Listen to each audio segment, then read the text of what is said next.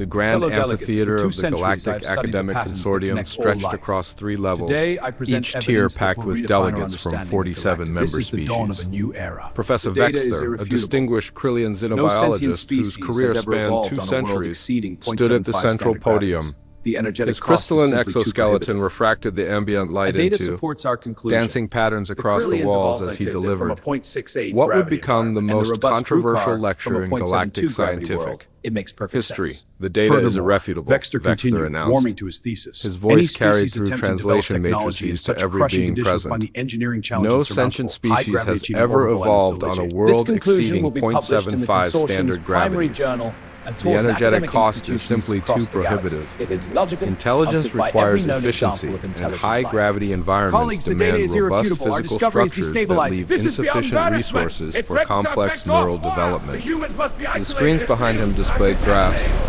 evolutionary central models, holographic and biological display. surveys from thousands of worlds. Each data point supported his Deceptively conclusion so, with for the mathematical millennia of precision. guidance are not The without assembled cost. academics We need to nodded their understand what various we're dealing with. appendages in agreement. Either our entire It made understanding perfect is going to sense. establish simply The is Krillians had fundamental evolved flaw, on a 0.68 evolving gravity unique world. theory. The Veshan collective originated from a I've 0.59 reviewed their environment. historical databases. Even the In the past physically robust 5,000 years, Drukar they came fought from over a world 17,000 measuring undocumented wars 0.72 on a single gravities. planet against Furthermore, themselves. Vexler continued, 17,000 wars was a warming number to his beyond thesis, comprehension for any most species attempting present. to develop technology in The such Veshan crushing collective conditions would experienced find the 3 engineering military challenges conflicts. insurmountable. Simply achieving orbital velocity would require energy expenditures that would cripple any developing civilization. High-gravity worlds are evolutionary dead ends for intelligence. Polite applause rippled through the amphitheater. This conclusion would be published in the consortium's primary journal and taught in academic institutions across the galaxy. It was elegant, logical, and supported by every known example of intelligent life. Then a voice cut through the settling murmur. "I have a question." The amphitheater fell silent. The voice had come from the human section, a small delegation seated in the upper tier. Humans had only joined the consortium 3 standard cycles ago, barely enough time to understand galactic academic protocols. Their presence at such a prestigious conference was itself controversial. Vexler's optical sensors focused on the speaker. A human female had risen from her seat. She wore the simple attire typical of her species. Nothing like the ceremonial robes and biological displays other species favored at formal gatherings. Her name marker identified her as Dr. Sarah Chun, listed as an anthropologist from Earth. "Please proceed," Vexler said, unable to keep a note of condescension from his translated voice. Human scientific credentials were still viewed skeptically by established academic circles. "What is Earth's gravity?" Sarah asked. The question seemed absurdly simple. Vexler accessed the public database through his neural interface. The number appeared in his consciousness, and his entire body stiffened. The amphitheater's ambient temperature seemed to drop several degrees. 0.98 standard gravities, he said slowly. Confused murmurs spread through the audience. Several delegates immediately accessed their own databases, as if checking whether the famous professor had made an error. "Actually," Sarah said, her voice calm but carrying clearly, "we typically round it to 1.0 for convenience. Earth's surface gravity is 1 standard g. We are the standard." The implications hit the assembled academics like a physical force. Every gravitational measurement in the galaxy used the standard g as its baseline unit. It was a measurement so fundamental, so universally accepted, that most scientists never questioned its origin. They simply assumed it represented some convenient mathematical average, perhaps based on the galactic core's gravitational constant or some other cosmic parameter, but it didn't. It represented Earth, humanity's homeworld? "That's impossible," Vexler said, his voice losing its professional composure. "You must be mistaken. Check your conversion factors." "No mistake," Sarah replied. "When humanity first made contact with the Galactic Consortium, your scientists measured our world's gravity to establish baseline conversion standards. That measurement became your universal reference point. 1 standard g equals Earth's surface gravity at sea level."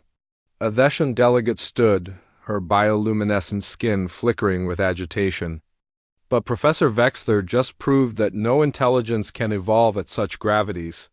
The energy requirements alone are manageable, apparently, Sarah interrupted gently. Since we're here, and we evolved in exactly those conditions you claim are impossible. The amphitheater erupted into chaos. Delegates shouted questions in dozens of languages, their translation matrices struggling to keep pace. Wexler gripped the podium, his earlier confidence shattered. There must be an explanation, he insisted. Perhaps your species didn't evolve naturally. Ancient intervention, genetic manipulation, terraforming of your original homeworld. We have a complete fossil record, Sarah said. 4 billion years of evolutionary history, all taking place on Earth at its current gravity. No gaps, no interventions, no mysteries. We evolved from single-celled organisms to Homo sapiens entirely under 1G of gravitational force. An elderly Drukar scientist, his scales graying with age, rose slowly. If this is true, it invalidates every assumption we've made about the limits of biological development. Every model, every theory about the constraints on evolution. Not every theory, Sarah said. Just the ones that assumed your experiences represented universal limits rather than your specific circumstances? The gathering descended into academic pandemonium. Research teams immediately began accessing their databases, pulling up every study that referenced gravitational limitations. Wexler stood frozen at the podium, watching his life's work crumble, but Sarah wasn't finished. I have another question, Professor. You mentioned that achieving orbit from a high-gravity world would be prohibitively expensive from an energy standpoint. What did your models calculate as the minimum delta-V required for orbital insertion from a 1G world? Wexler's neural interface ran the calculations automatically. Approximately 9.4 kilometers per second, assuming atmospheric drag and inefficiencies. Such a velocity would require propulsion systems far beyond anything a developing species could. We achieved it in 1961, Sarah said. With chemical rockets? Primitive ones by current galactic standards. We had humans in orbit before we even developed quantum computing or fusion power. The silence that followed was absolute. Every being in the amphitheater understood the implications. Humanity hadn't just evolved in impossible conditions. They'd overcome impossible engineering challenges with technology that the galaxy considered crude and outdated. A young Krillian researcher, barely past her academic apprenticeship, raised a trembling manipulator. How? She whispered. How did you generate sufficient thrust with such primitive technology? Sarah smiled, but there was something unsettling in the expression. We got very good at making things explode in precisely controlled ways. When you live in 1G, you develop a rather intimate understanding of kinetic energy, momentum, and structural engineering. Everything weighs more, everything falls faster, everything breaks more spectacularly if you make a mistake. So we learned not to make mistakes. The Theshan delegate who had spoken earlier accessed humanity's public records, her skin flickering rapidly as she absorbed the information. Your species weaponized nuclear fission before you achieved spaceflight. You created controlled explosions equivalent to millions of tons of chemical explosive. You tested these weapons on your own planet. We did, Sarah acknowledged. It wasn't our finest moment. But yes, we learned to harness incredible forces because our environment taught us that incredible forces are simply part of existence. What you consider catastrophic energy releases, we consider engineering problems to be solved. Wexler finally found his voice again. This is madness.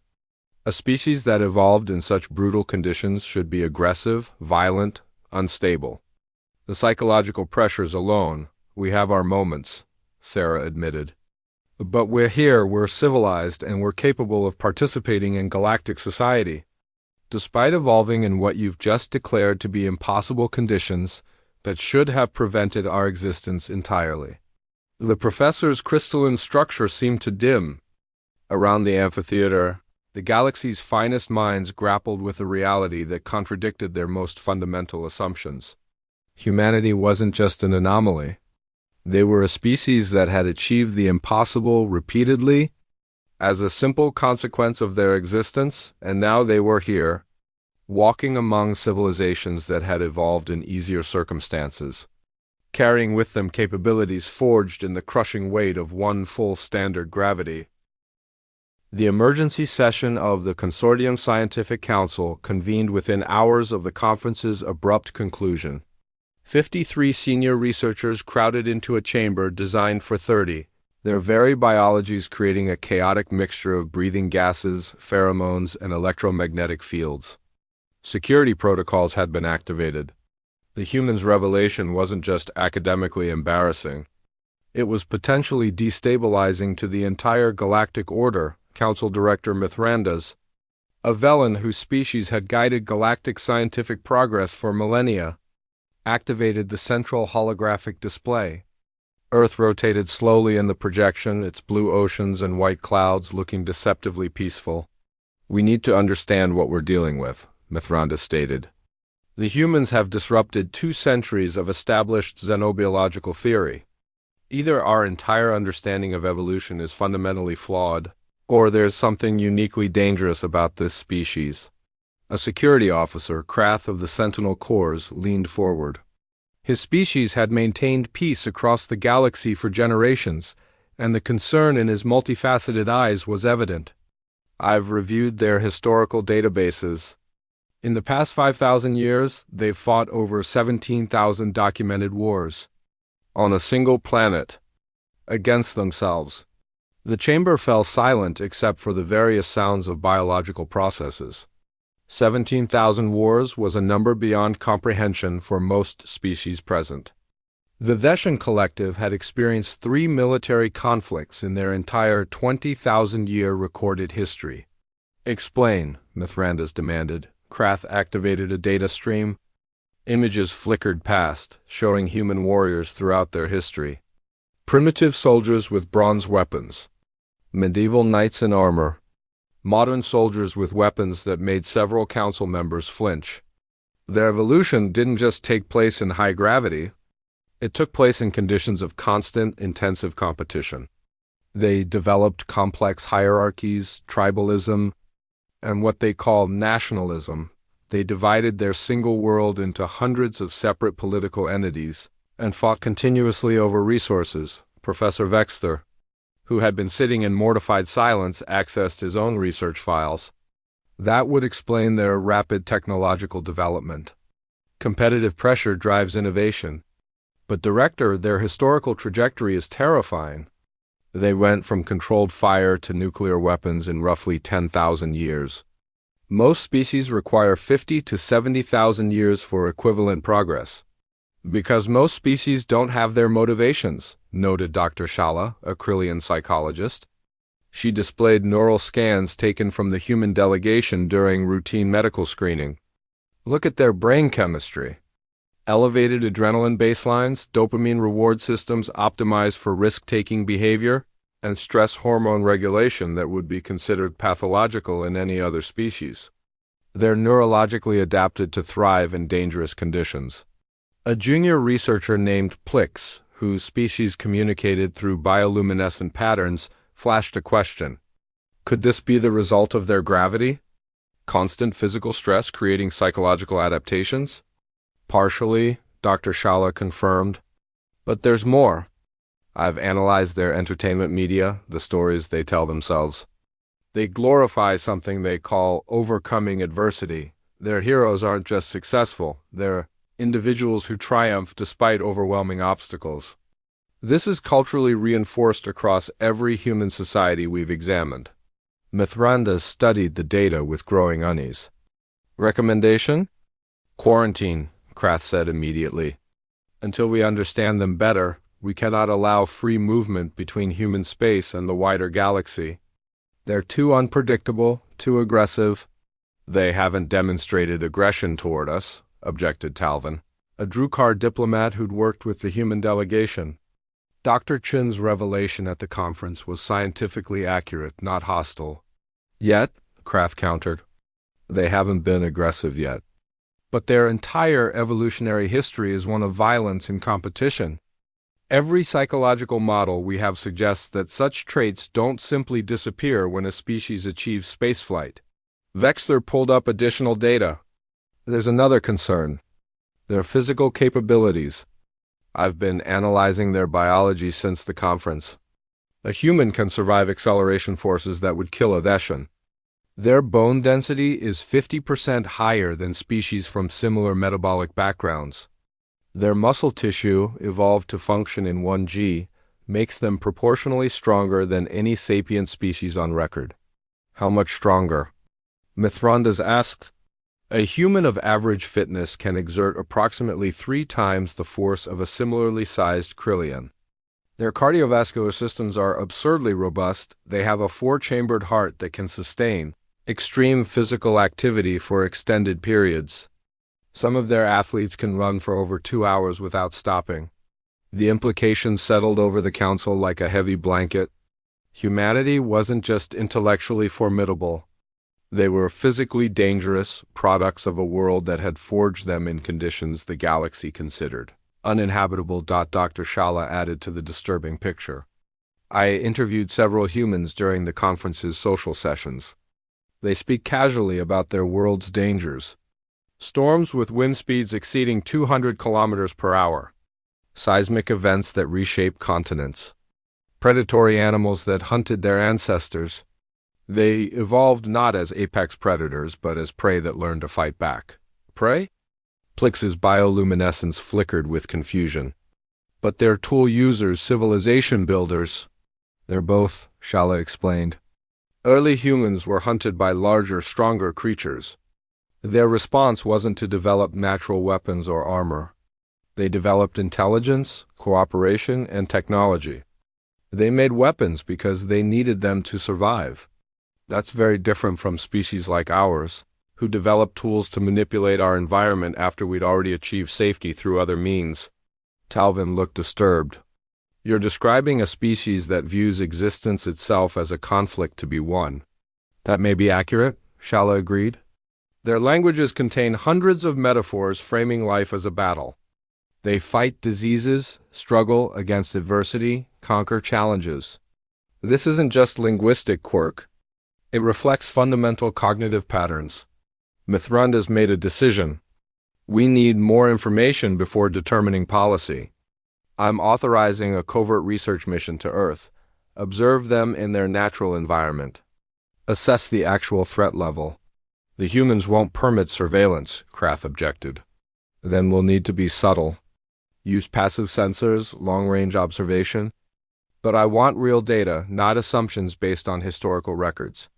Mithrandas looked around the chamber. Everything we thought we knew about the limits of biological development has been overturned. We cannot afford to be wrong about this species. The council murmured agreement, but Wexler raised a manipulator. Director, there's one more thing. I've been analyzing the gravity measurement paradox.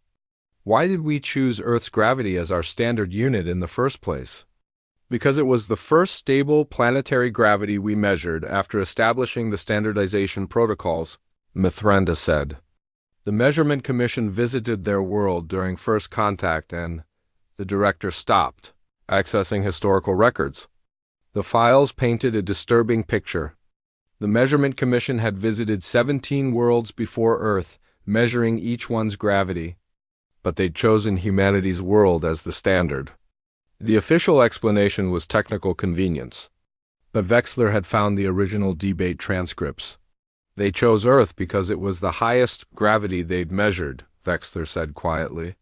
The commission assumed it represented a practical upper limit.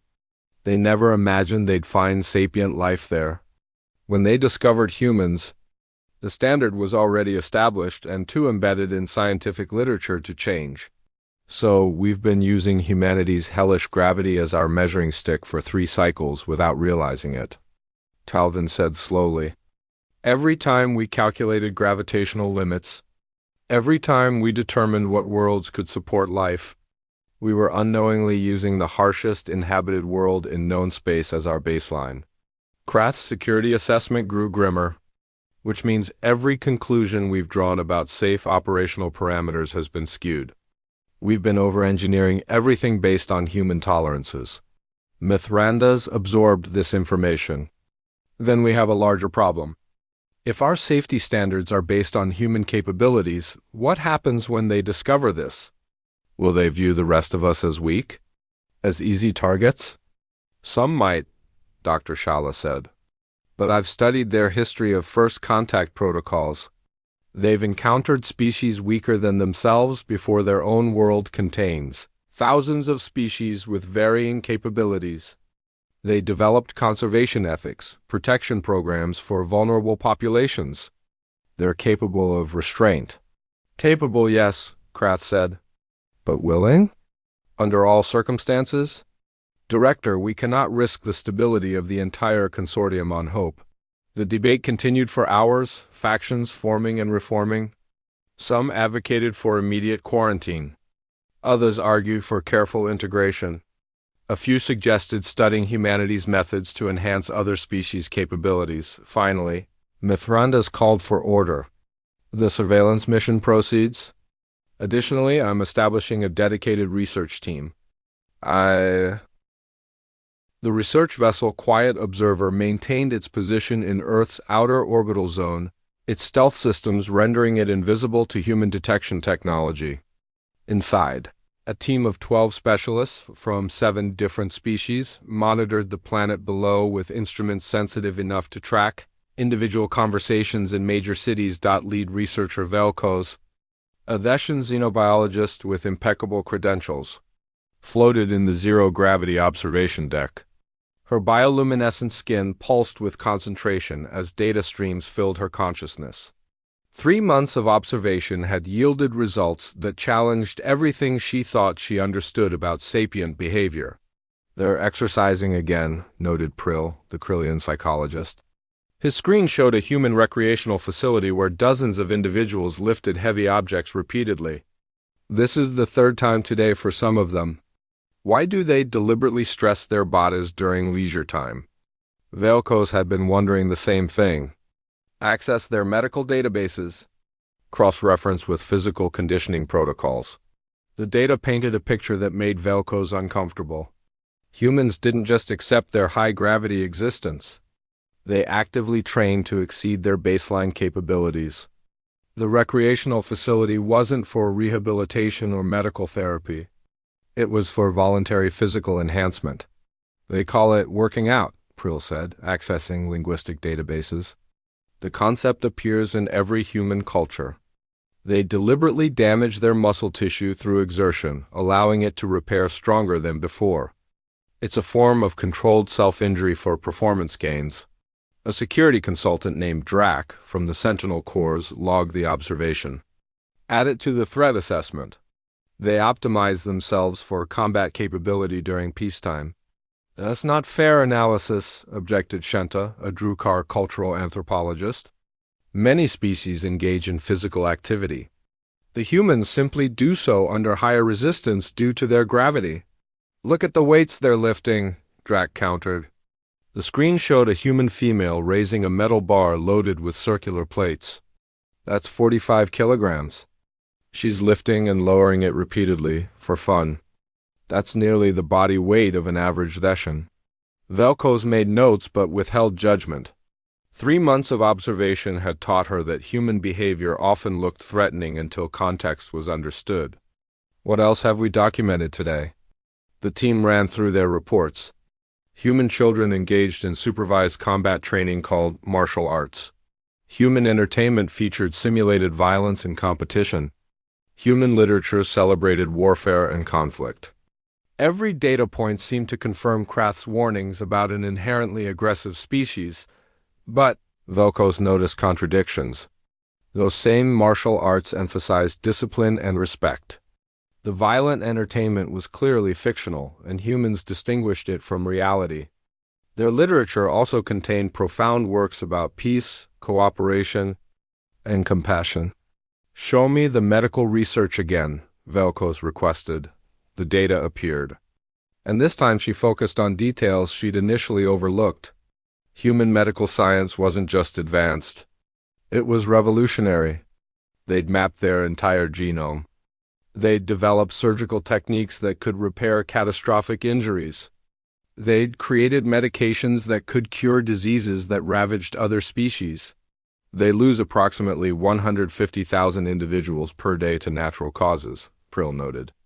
And they've dedicated enormous resources to reducing that number.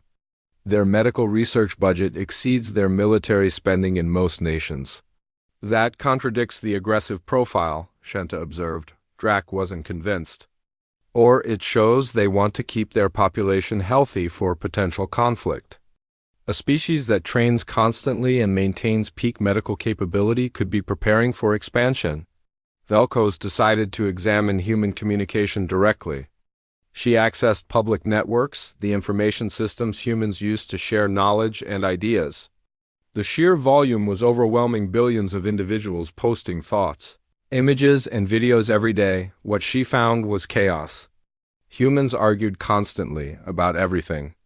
Political systems, resource distribution, cultural practices, even trivial matters like food preferences. They formed groups, challenged each other, engaged in verbal conflicts that sometimes seemed ready to become physical confrontations, but they rarely did. Vel'Koz watched debate after debate that would have required mediator intervention in Theshan society simply resolve themselves. Humans argued intensely, then moved on. They disagreed without fragmenting. They competed without destroying. They have internal conflict management systems, Vel'Koz said slowly. Not imposed by authority, but developed culturally. They argue because they expect to argue. It's normal for them. That's unhealthy, Prill said. Constant social stress should produce psychological damage. Yet their mental health statistics are comparable to ours, Shenta countered. Different presentation, similar overall wellness. They've adapted to social conflict the same way they adapted to physical gravity. It's just part of their environment. Vel'Koz shifted focus to human scientific communities. Here, the pattern became clearer. Human researchers collaborated across national boundaries, sharing discoveries freely. They'd established international organizations dedicated to peaceful cooperation. They maintained space stations where multiple nations worked together in an environment that would kill them instantly without protection. They're not stupid, Vel'Koz murmured. They understand cooperation is necessary for survival.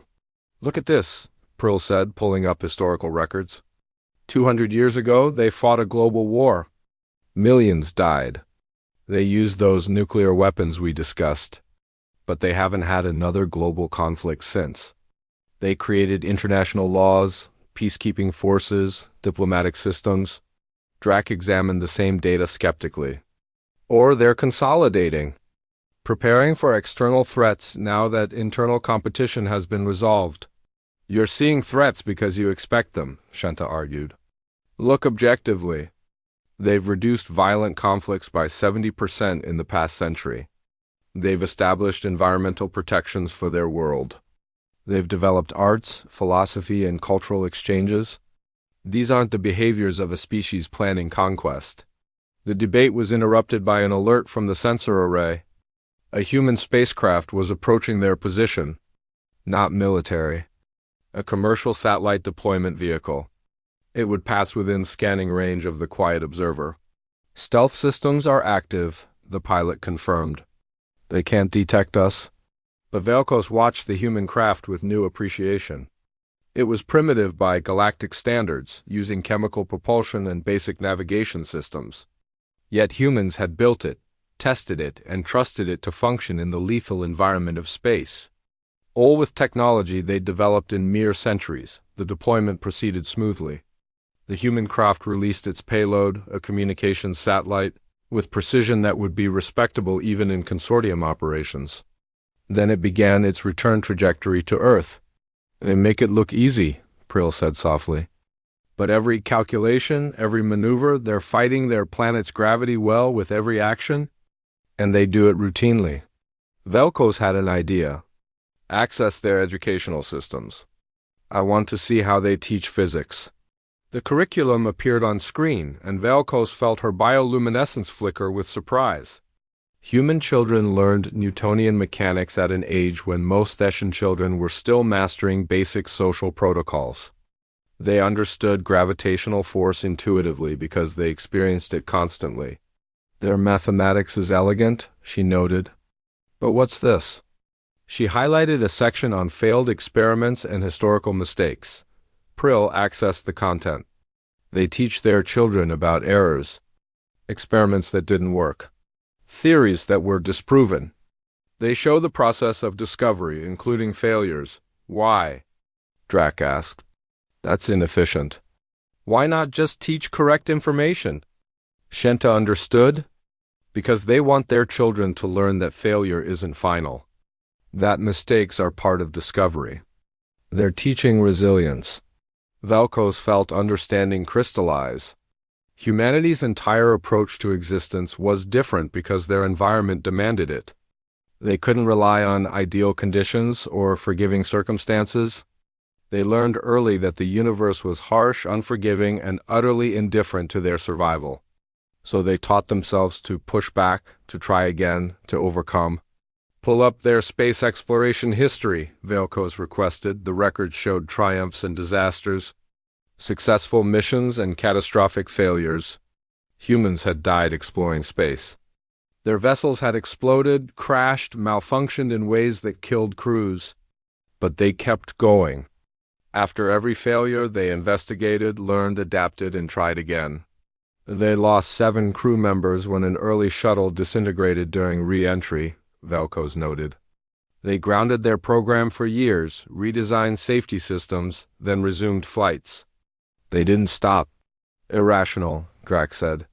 The logical response to such disasters is to cease dangerous activities, is it? Shenta challenged. Every species faces dangers. The humans simply acknowledge them directly and proceed anyway. That's not irrational. It's courageous. The observation continued for another week. Velkos documented everything. Human parents teaching children to ride bicycles, accepting that falls and injuries were part of learning. Who? The border station Epsilon 7 orbited a binary star system at the edge of consortium space, a routine monitoring post staffed by a mixed crew of 12.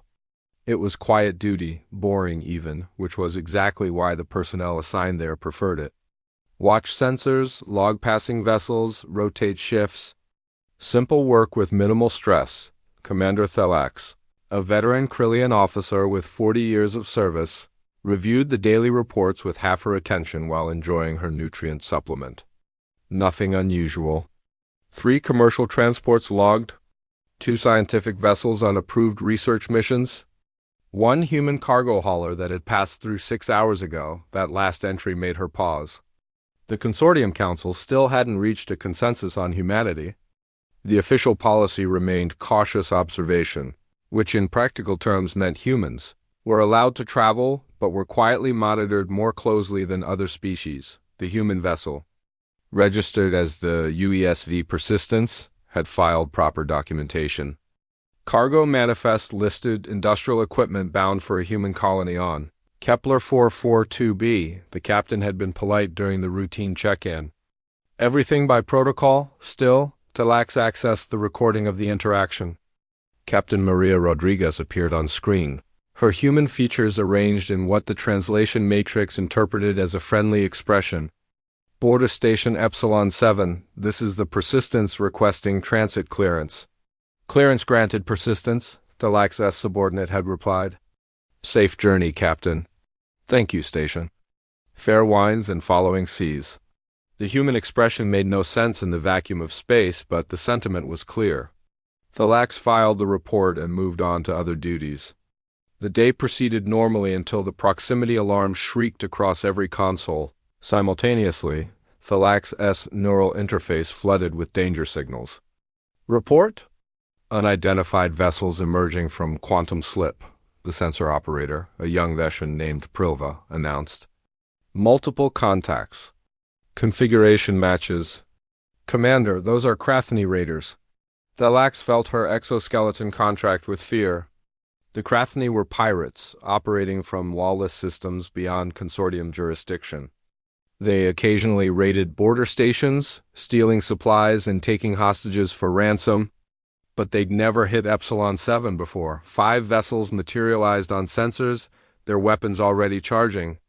Military-grade ships, far outmatching the station's defensive capabilities.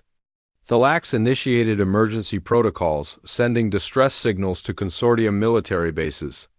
The nearest one was 4 hours away. The lead Krathni vessel opened communications. The pirate captain's translator rendered his growling speech into flat standard language. Border station, you will transfer all valuable cargo and submit to boarding. Comply and we take only supplies. Resist and we take everything, including your crew, for sale. Thalax calculated rapidly. The station held nothing irreplaceable. Some scientific equipment, personal belongings, standard supplies, not worth dying for. Stand down defensive systems, she ordered. Will comply? Smart choice, the pirate captain said. Prepare for boarding? The 5 raider ships moved into position, their weapons trained on the station's critical systems. Boarding tubes extended. Thalax watched helplessly as armored Krathni warriors began forcing entry through multiple airlocks. Then the sensors screamed again. Another vessel dropped out of quantum slip, appearing between the station and the raiders with timing that seemed impossibly precise. Identify that ship? Thalax demanded. It's... Commander, it's the human cargo hauler. The Persistence. They've reversed course. On screen, the human vessel looked absurdly fragile compared to the Krathni warships. It was a civilian craft designed for cargo transport with minimal defensive systems. What were they doing? A new communication channel opened. Captain Rodriguez's voice came through, but the tone was different now, hard, controlled. Krathni vessels, this is UESV Persistence. You will disengage from the border station immediately and withdraw to a distance of at least 50,000 kilometers. The pirate captain's laughter translated as a harsh, barking sound. Human cargo hauler, you are outgunned and outmatched. Withdraw, or we'll add your ship to our salvage claim. This is your only warning, Rodriguez said. Withdraw now. Thalax accessed the Persistence's specifications in her database. A converted colony transport retrofitted for cargo hauling. Crew complement of 23 humans. Defensive armament consisted of point defense lasers designed for asteroid deflection. Completely inadequate for combat against military vessels. Captain Rodriguez, Thalax transmitted on a private channel, retreat while you can. We're not worth sacrificing your ship and crew. Negative, Station, Rodriguez replied. We're not leaving you to these scavengers. Stand by? The Krathni captain had apparently decided the human vessel was an annoyance to be eliminated. All ships target the cargo hauler. Destroy it. The 5 raider vessels opened fire simultaneously.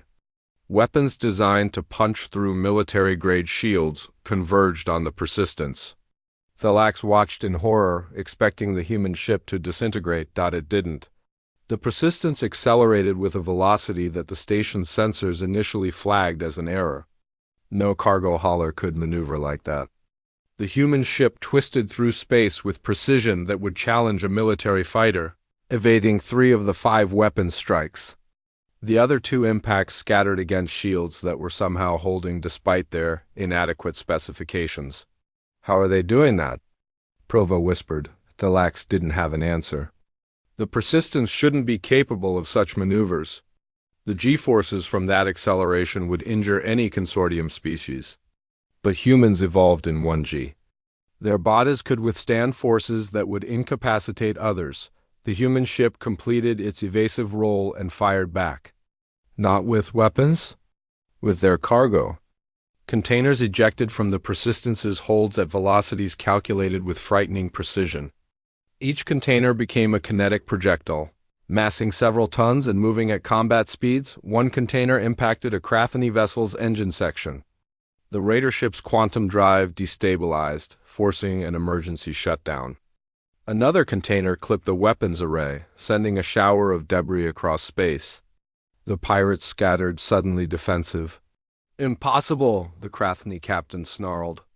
They weaponized their cargo? Improvised kinetic bombardment, Rodriguez replied calmly. We have lots more containers. Your move, but the persistence wasn't done. Thalax watched in amazement as the human ship accelerated again, positioning itself directly between the station and the raiders. The maneuver exposed the persistence to concentrated fire, but it also meant any attack on the station would have to go through the human vessel first. This is stupid bravery, the sensor operator muttered. They're sacrificing themselves. Thalax wasn't sure. She accessed human military history, the files that had been circulating through consortium intelligence since the conference. Humans had a long tradition of protective sacrifice, yes, but they also had a tradition of winning against superior odds. They called it various things, the Alamo, Thermopylae, the Battle of Britain. But the common theme wasn't just sacrifice. It was making the enemy pay such a high price for victory that the victory became worthless. The persistence launched more containers, and this time Thalax noticed the pattern. The humans weren't aiming to destroy the raider ships. They were targeting specific systems, engines, weapons, sensors. They were methodically degrading the pirates' combat capability. Border Station Epsilon 7, Rodriguez transmitted. Be advised that consortium military vessels are now 2 hours out. We've been transmitting live tactical data to their fleet command. Every action these raiders take is being recorded. The Krathani captain hesitated. Raiding a border station was one thing. Engaging with a species whose capabilities were still being assessed, while being monitored by consortium military, was something else entirely. You're one cargo hauler, the pirate captain said. But there was less certainty in his voice now. Correct, Rodriguez agreed. One human cargo hauler with a crew that includes 3 former military pilots, 2 munitions specialists, and a navigator who calculated terminal ballistics for our planetary defense force. We're hauling construction equipment, Captain? Heavy machinery. Dense, massive, and currently being accelerated to velocities that will punch through your armor. Do you really want to find out how many more improvised weapons we can create? Thalax accessed the Persistence's crew manifest. Rodriguez hadn't been lying. The human crew were all civilians now, but many had military backgrounds. And they were using commercial equipment as weapons with terrifying effectiveness. One of the raider vessels took another container hit, this one shearing off an entire weapons array. The Krathani were regrouping, but they were also losing. Not to superior technology or numbers, but to a species that simply refused to accept that a cargo hauler couldn't fight warships. We could still destroy your station, the pirate captain threatened. You could try, Rodriguez said. But you'd have to go through us first, and we've already demonstrated we can hurt you. Meanwhile, military vessels are inbound, and you're burning time and fuel fighting a battle that's getting more expensive by the minute. Economically speaking, this raid has already failed. Cut your losses and run. The calculation was brutal and clear. The Grand Chamber of the Galactic Consortium had never held such a large gathering. Representatives from all 63 member species filled the vast space, their various biological requirements creating zones of different atmospheres, temperatures, and gravitational fields. Floating in the center, holographic displays showed Earth rotating peacefully. Unaware that the galaxy's governing body was about to determine its future, Director Mithrandas called the assembly to order with a resonance that cut through the multilingual chatter. We convene to resolve the human question. 4 cycles have passed since their revelation at the academic conference. We have observed, studied, and debated. Now we must decide. Professor Vexler stood, his crystalline exoskeleton showing stress fractures that hadn't existed before this crisis began. I speak first because my research initiated this situation. I was wrong. Not about the data, but about its interpretation. The energy costs of high-gravity evolution are indeed prohibitive. Humanity shouldn't exist according to our models. But they do, which means our models are incomplete. He activated a presentation showing comparative analysis. Every species in this chamber evolved in what we now understand to be relatively gentle conditions. We optimized for efficiency because our worlds allowed it. Humanity had no such luxury. They optimize for persistence, adaptability, and resilience. Different environment, different solution. A Theshan council member, Feltara interrupted. But are they safe? The border station Epsilon 7 incident demonstrated military capabilities that exceed most civilian vessels in the consortium. They defended a station using cargo equipment, Velkos countered. The researcher who'd led the observation mission had become humanity's unlikely advocate. They improvised, adapted, and succeeded, then immediately returned to peaceful activities. That's not the behavior of an aggressive species. That's the behavior of a capable species with self-control. Krath, the security officer, remained unconvinced. One incident proves nothing. Their history contains thousands of wars. Their culture glorifies conflict. Their physical capabilities make them naturally dangerous to most species here. Their history also contains 10,000 peace treaties, Talvin, the Drukar diplomat, replied. Their culture also glorifies cooperation, compassion, and creativity. They're complex. Expecting them to be simple was our mistake, not theirs. The debate raged for hours. Species aligned into loose factions. Some advocated for full integration, welcoming humanity as valuable partners. Others demanded strict quarantine until more data could be gathered. A few suggested limited interaction with extensive monitoring. Then Sarachan, the human who'd started everything, requested permission to speak. The chamber fell silent as she was granted access to the central platform. "I've listened to your debates," Sarah said, her voice translated into dozens of languages simultaneously.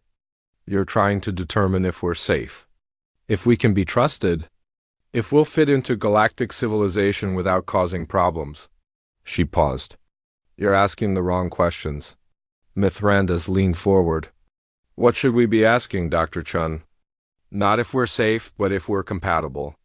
Not if we can be trusted, but if trust can be mutual. Not if we fit into your civilization, but if we can build something together that's better than what exists separately." She activated her own display, showing Earth's history. Not the wars and conflicts that had dominated previous discussions, but the transitions between them. Yes, we fought wars. We also ended them. We created the United Nations after global conflict nearly destroyed us. We established international law. We built the International Space Station by cooperating across political boundaries. We signed environmental treaties to protect our world. Images showed human achievements, medical breakthroughs shared freely across national boundaries, rescue operations where nations helped former enemies during disasters, cultural exchanges that built understanding between vastly different societies. We learned something from living on a world that tried to kill us every day, Sarah continued. We learned that we're stronger together than apart. That cooperation isn't weakness, but survival strategy.